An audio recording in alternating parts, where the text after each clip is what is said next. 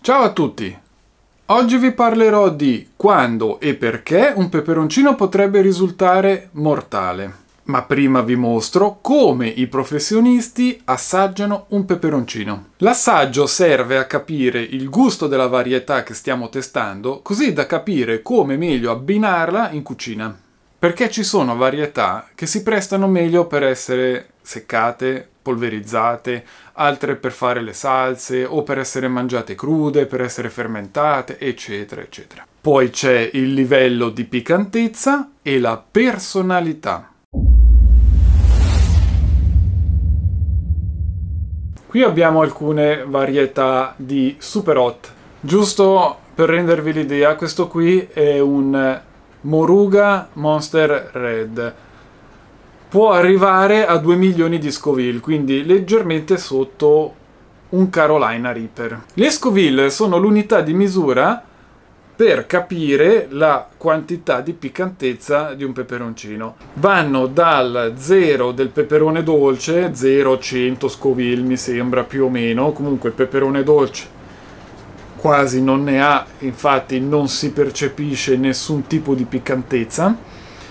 Si arriva fino ai 16 milioni della capsaicina pura estratta in laboratorio. Allora, adesso vi faccio vedere come si fa ad assaggiare un peperoncino Super Hot.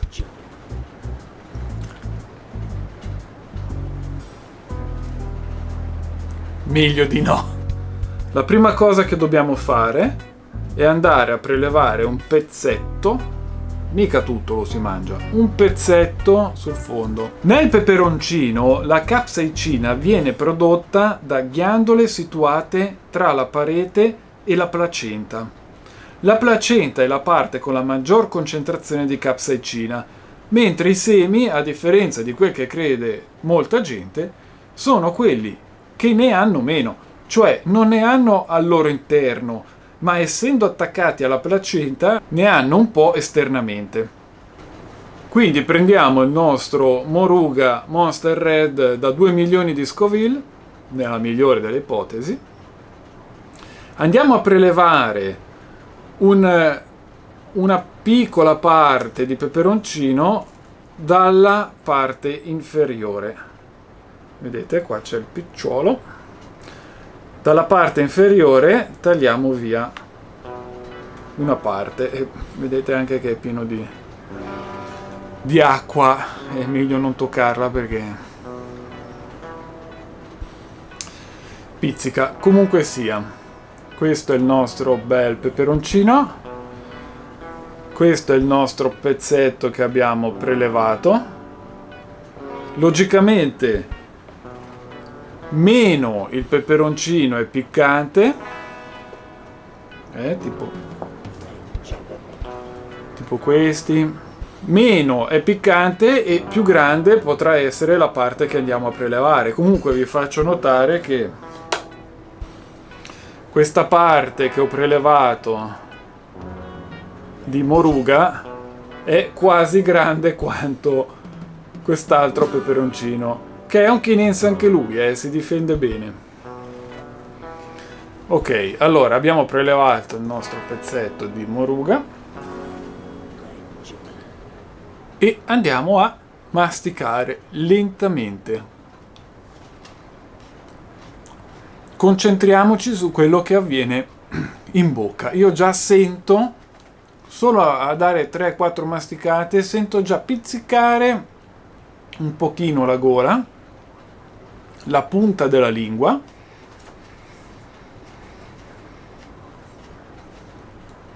Punta della lingua non la sento più pizzicare, adesso sento tutto il palato e il fondo della lingua.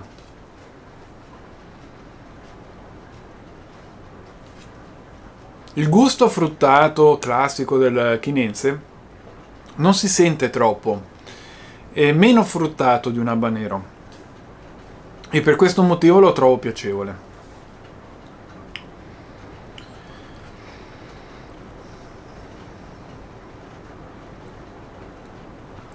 Ok, il piccante Si concentra sul retro della lingua e un pochino sul palato.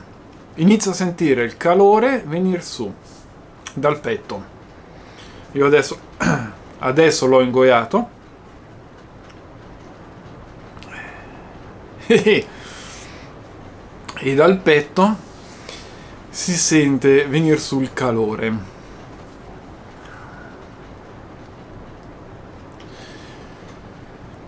Il piccante, io sento il retro della lingua aggredito, quindi abbiamo già anche individuato quale alcaloide è responsabile di questo iniziale, di questo evento iniziale. E l'alcaloide, quello meno irritante, quello che fa sentire spezie e sapori fruttati, è sicuramente in concentrazione minore di altri peperoncini come l'habanero.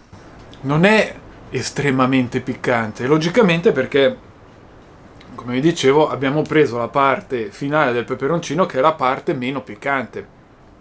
Se avessi preso la parte centrale, o peggio ancora là dove c'è la membrana internamente, sarebbe stato molto più piccante. Però così almeno ci permette di sentire che gusto ha, come si comporta la piccantezza in bocca, come si sposta. Ecco, adesso arriva alla punta della lingua. Ok, quindi abbiamo notato questa particolarità iniziale che subito mi ha dato un sentore in gola, poi è sparito, una pizzicata sulla lingua, poi sulla punta della lingua, poi è sparito, ed è arrivato tutto dalla metà al retro della lingua. Palato, poi si è spostato in su il calore, dal metà petto in su, e adesso inizio a sentire anche un po' pizzicare la punta della lingua. Comunque la parte più persistente ce l'ho sulla parte posteriore della lingua. A parer mio è un peperoncino buono, molto buono, non troppo fruttato, non troppo invasivo, quel sapore di chinense che è buono, che ci sta, ma quando è troppo può diventare anche quasi nauseante e fastidioso. Ecco, facendo questo lavoro, come un sommelier quando assaggia il vino, il sommelier non si beve una bottiglia di vino in un sorso, il sommelier assaggia un sorso, se lo fa girare in bocca e cerca di sentire, di scoprire tutti i gusti, gli aromi. Questo dobbiamo farlo anche noi per fare un assaggio intelligente, così che possiamo anche capire: questo preferisco magari seccarlo, farlo in polvere così che lo doso bene, o per fare le salse, perché per fare una salsa ci si mette dentro il peperone, ci si mette dentro il pomodoro, la salsa di pomodoro. Avete visto le salse che ho messo nei video passati?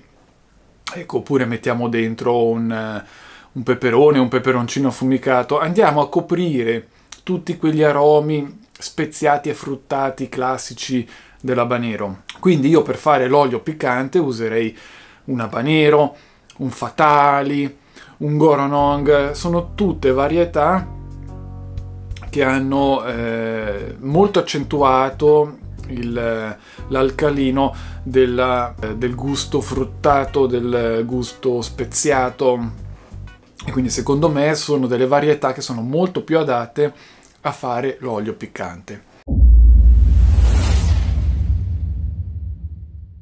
Il piccante che sentiamo nei peperoncini non proviene solo dalla capsaicina, ma anche da altri 4 alcaloidi.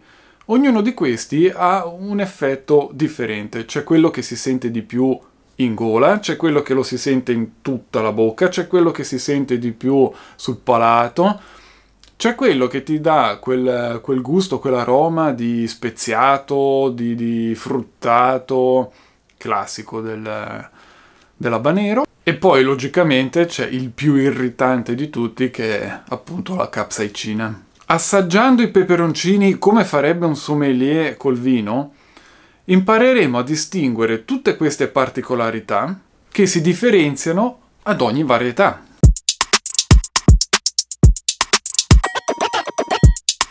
In rete ultimamente si vedono sempre di più video di ragazzini che, per sfida, mangiano peperoncini interi super hot tipo il Carolina Reaper, li masticano velocemente, ingoiano il più velocemente possibile e tante volte poi stanno male, vomitano.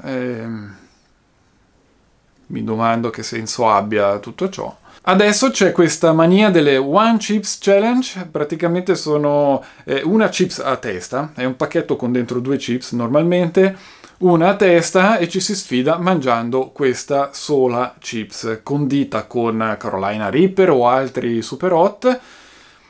Credo che non si sentano neanche più i sapori delle altre spezie di condimento di questa patatina, è proprio solo una sfida a vedere chi resiste di più al super extra piccante. Ho visto in rete questi kit, costano un occhio dalla testa e mi domando che senso abbia. Alla fine è tutto business. Ho visto anche le magliette con su One Chips Challenge, eccetera. Quindi alla fine è tutto un business. Non puoi far pagare 40 euro un pacchetto con dentro 2 patatine. E purtroppo con questi giochi poco intelligenti c'è chi può anche sentirsi male, come è successo a quel povero ragazzo poco tempo fa negli USA, che dopo aver mangiato una chips di queste qui è stato male ed è deceduto.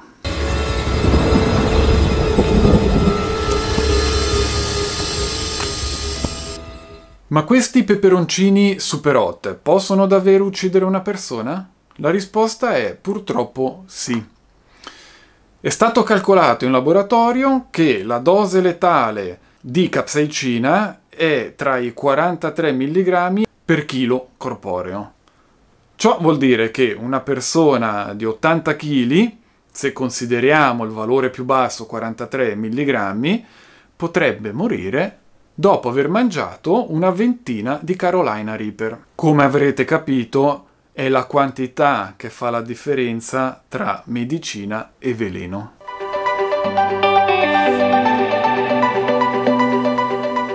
Grazie a recenti studi si è scoperto che la capsaicina ha degli effetti benefici consumata regolarmente e in quantità moderate. Qualità: antiossidanti. Stimola il sistema immunitario, stimola e protegge l'apparato digerente, stimola la produzione di endorfine, eccetera.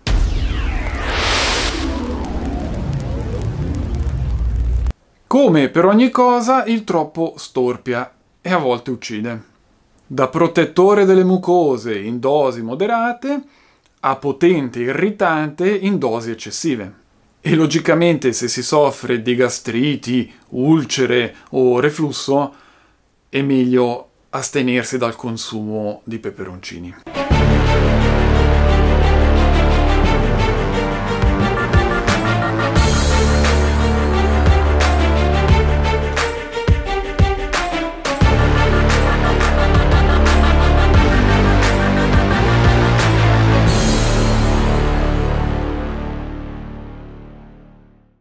Allora cosa sarà accaduto al ragazzino americano?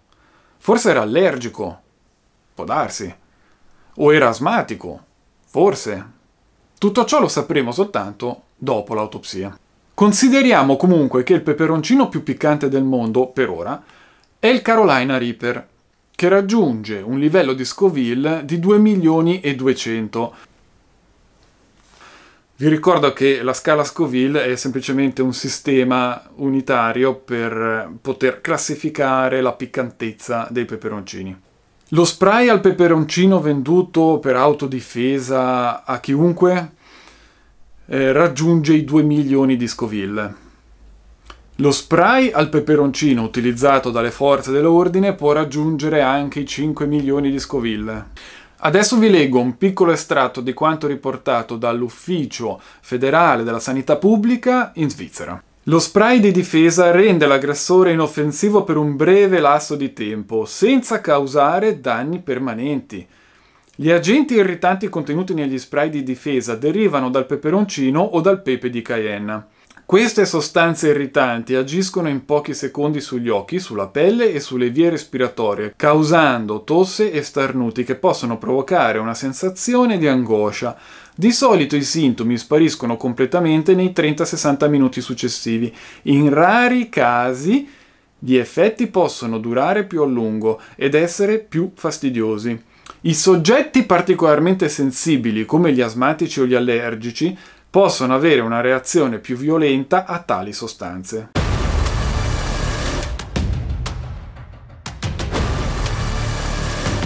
In conclusione, oggi abbiamo visto tante cose. Abbiamo visto che non c'è solo la capsaicina che ci fa sentire il piccante nei peperoncini. Abbiamo visto alcune proprietà benefiche della capsaicina e le controindicazioni.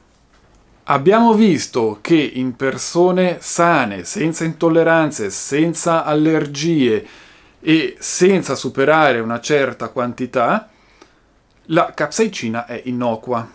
Ma la cosa più importante che abbiamo capito è che, come per ogni cosa, esagerare fa male. Vi ringrazio per aver seguito questo video fino alla fine. Se avete domande, come sempre, lo spazio sotto è tutto vostro. Vi do appuntamento alla prossima settimana con un altro video e piccanti saluti!